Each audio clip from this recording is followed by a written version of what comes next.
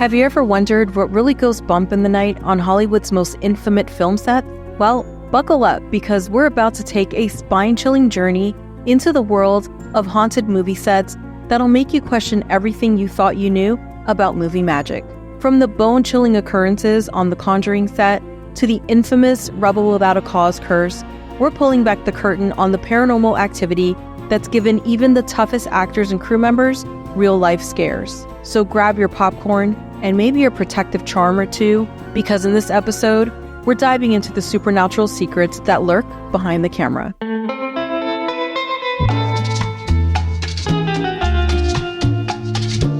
Happiest day, beautiful soul. Welcome back to The Media Matters, the podcast where we're all mini mystics learning about the paranormal, the supernatural, and all the things together. And everyone is living their best movie star life. I'm your host, Chantel, and today is Friday the 13th.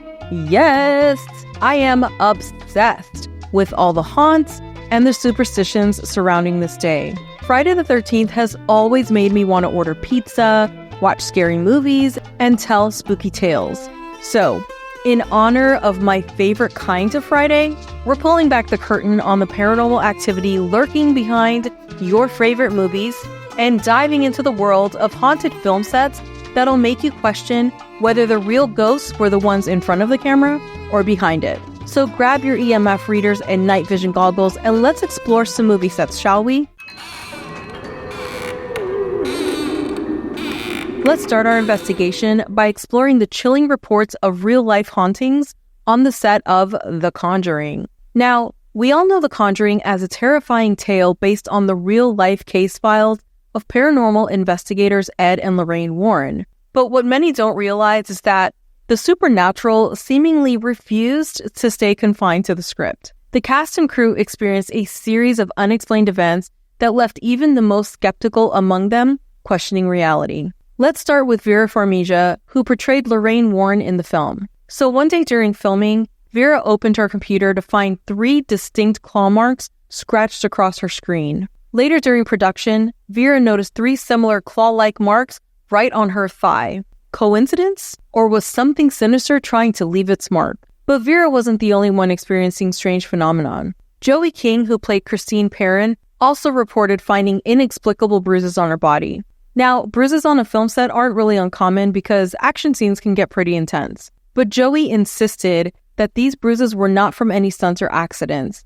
They just appeared as if by some unseen force. Some cast members reported waking up at 3:07 a.m., mirroring events in the film where clocks would stop at that time. The creepy occurrences weren't limited to the actors either. Director James Wan had his own brush with the unexplained. He reported his dog would growl at empty corners of his house while he was working on the film.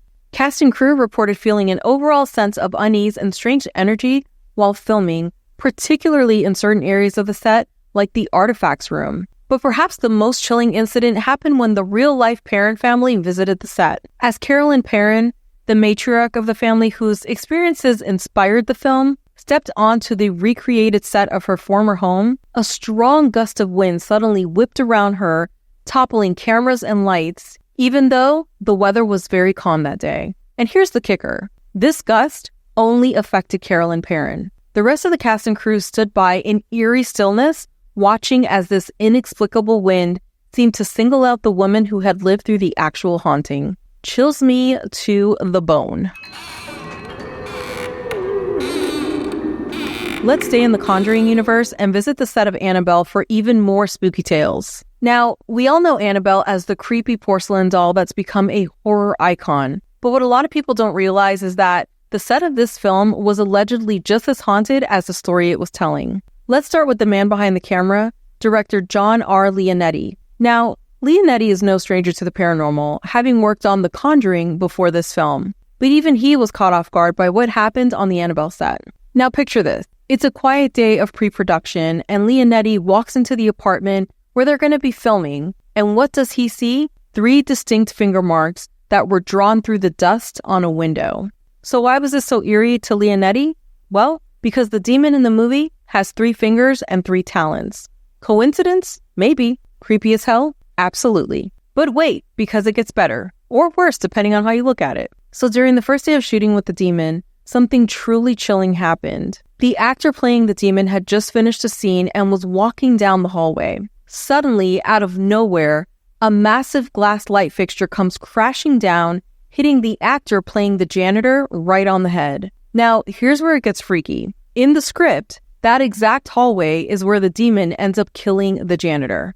Talk about life imitating art, right? But the weirdness didn't stop there. Throughout the production, cast and crew reported all sorts of strange occurrences. Chairs moving on their own, unexplained noises echoing through the set, and even plates flying off of racks. It's like the whole place was alive with some unseen mischievous force. Was the real Annabelle to blame for all this paranormal activity? Well, fortunately, the real Annabelle doll, who inspired this whole franchise, is kept locked up in Ed and Lorraine Warren's occult museum. But could some of that malevolent energy have attached itself to the movie? We may never know. Switching sets, let's unravel the terrifying tales from the 2005 remake of the Amityville Horror. Now, we all know the Amityville Horror as the quintessential haunted house story, if you will. But what a lot of people don't realize is that the set of this 2005 remake was allegedly just as haunted as the story it was telling. Let's start with our leading man, Ryan Reynolds. Now, Ryan is known for his wit and charm, but even he couldn't shake off the creepy vibes from this set. In an interview, he revealed that every single night during filming, he would wake up at exactly 3:15 a.m. Now, my horror buffs will recognize that time because it's the same time that the DeFeo murders, which inspired the original Amityville story, supposedly took place. Coincidence? I think not. But wait, because it gets creepier. Ryan wasn't the only one experiencing this supernatural alarm clock. A lot of crew members reported the same exact thing, waking up at 3:15 a.m. night after night. It's like the entire production was tuned into some kind of ghostly frequency.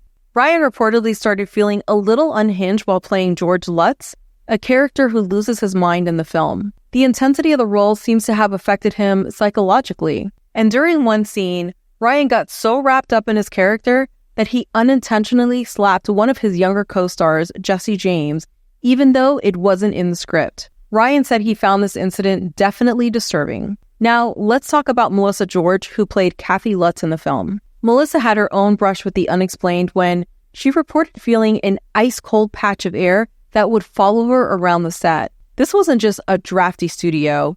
This cold spot moved with her like some unseen presence was constantly at her side. But perhaps the most chilling incident happened during a day of filming at the boathouse. Now picture this. The crew is setting up for a scene, the cameras are rolling, and suddenly, the police show up. Why, you ask? Because they had just found a dead body floating in the water nearby. What the actual heck? Our Hollywood tour continues with The Innkeepers. So The Innkeepers isn't just your run-of-the-mill haunted hotel movie. What makes this film truly unique is that it was shot on location at the actual Yankee Peddler Inn in Torrington, Connecticut, a place with its own reputation for supernatural activity. Let's start with the mastermind behind the film, director Ty West. Now, West isn't just some Hollywood hotshot looking to cash in on a spooky story. Not even a little. West had his own paranormal experiences at the Yankee Peddler while filming an earlier movie, The House of the Devil. These experiences were so intense that they inspired him to write The Innkeepers. During the filming of The House of the Devil, West and his crew reported all sorts of strange occurrences, from unexplained noises to vivid, unsettling dreams. Some even claimed they felt an unseen presence climb into bed with them. But the weirdness didn't stop there. When West returned to the Yankee Peddler to film The Innkeepers, the paranormal activity kicked into high gear. The cast and crew experienced a whole host of unexplained phenomenon that would make even the most hardened skeptic question their beliefs. One of the most chilling incidents involved the hotel's technology. Phones would ring in the middle of the night, and when answered, no one would be on the other end. The lights would flicker on and off without anyone touching the switches, doors would slam shut or swing open on their own, and TVs would turn on and off by themselves. Actress Sarah Paxton was convinced that there was someone in the room with her on more than one occasion. Director Ty West noted he had the same exact vivid dreams during both of his stays at the Yankee Peddler Inn. The first time when he was filming The House of the Devil, and again during the filming of The Innkeepers. But perhaps the most unsettling experiences were the ones that mirrored the film's plot. In The Innkeepers, The characters are amateur ghost hunters trying to capture evidence of the hotel's haunted history. Well, life decided to imitate art in the creepiest way possible because cast and crew members reported seeing shadowy figures in hallways and feeling cold spots in rooms, exactly the kind of phenomenon their characters were looking for in the movie. Would you be able to make it to the end of filming with all of that going on? That is a hard pass for me. Next on our tour, we have the chilling tales from the set of the 1955 classic, Rebel Without a Cause.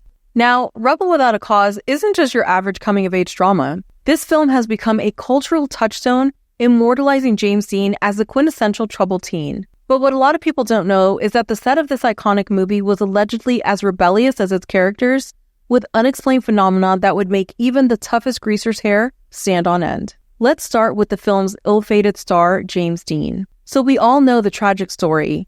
James Dean died in a car crash just a month before the film's release, cementing his status as a cultural icon frozen in time. But here's where it gets a little spooky. During filming, James reportedly told co-star Sal Mineo that he had a premonition about dying young in a car accident.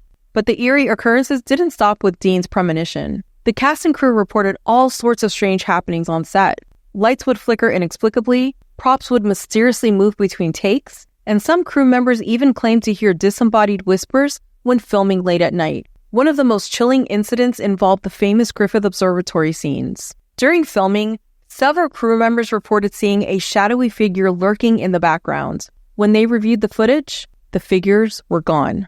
Now, let's talk about the curse that seems to have followed the main cast. We've already mentioned James Dean's untimely death, but he wasn't the only star of Rebel Without a Cause to meet a tragic end. Natalie Wood, who played Judy, drowned under mysterious circumstances at the age of 43, and Sal Mineo, who portrayed Plato, was stabbed to death at the age of 37.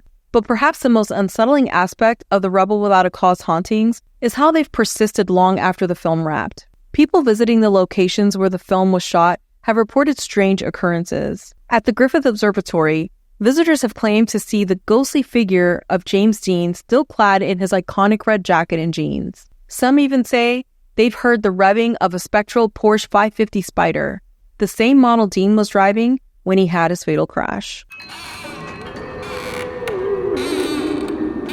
Last on our tour, the tragic and mysterious events surrounding Twilight Zone the movie. So Twilight Zone the movie isn't just your average anthology horror flick. This film is infamous not just for its spooky stories, but for the real-life tragedy that occurred during its production. So let's set the scene. It's July 23, 1982, and director John Landis is filming a scene that involves actor Vic Morrow and two child actors, Micah Din Lee and Renee Shin Yi Chen, fleeing from a helicopter during the Vietnam War. In a horrific turn of events, the helicopter lost control and crashed, killing all three actors instantly. The helicopter crash was reportedly caused by a pyrotechnic effect gone wrong when a fireball from an explosion hit the helicopter, causing it to lose control and crash. It was a tragedy that sent shockwaves through the entire film industry. But here's where it gets really eerie. Some of the crew members actually reported strange occurrences on set, both before and after the accident. One grip claimed to have seen a shadowy figure lurking near the helicopter just moments before the crash. Others have reported hearing unexplained whispers and feeling sudden cold spots on set, even on the hottest California days. And some even swore they could hear the faint sound of helicopter blades when there were no aircraft in the vicinity. But the paranormal activity didn't stop after the accident. During the subsequent investigation and court proceedings, several witnesses reported seeing apparitions of Morrow and the two children on set. One security guard quit his job after claiming to have seen three ghostly figures walking hand in hand through the wreckage of the crash site. So one theory about these sightings is that the intense emotions and tragic circumstances of the accident left an imprint on the location, creating what paranormal investigators call a residual haunting. It's as if the energy of that fateful night is playing on an endless loop. All right, my lovely movie lovers, we've reached the end of our spine-tingling journey through some of Hollywood's most haunted film sets. From the eerie occurrences on The Conjuring to the unexplained phenomenon during Annabelle, we've uncovered some truly chilling tales that blur the line between movie magic and real-life hauntings. But before we wrap up, let's take a moment to reflect on what we've learned. These stories of ghostly encounters, cursed props, and unexplained incidents remind us that sometimes Truth can be stranger than fiction, even in Tinseltown. The next time you're watching a movie, pay close attention to the behind-the-scenes featurette. Who knows, you might just catch a glimpse of something otherworldly. Before we sign off, I want to remind you that the harvest full moon in Pisces is coming up on the 17th, with Mabon or the fall equinox following close behind on the 22nd of September. Make sure you follow the show on Instagram at The Media Matters, where we'll share harvest moon and fall equinox deets to make these times more magical for you, my love.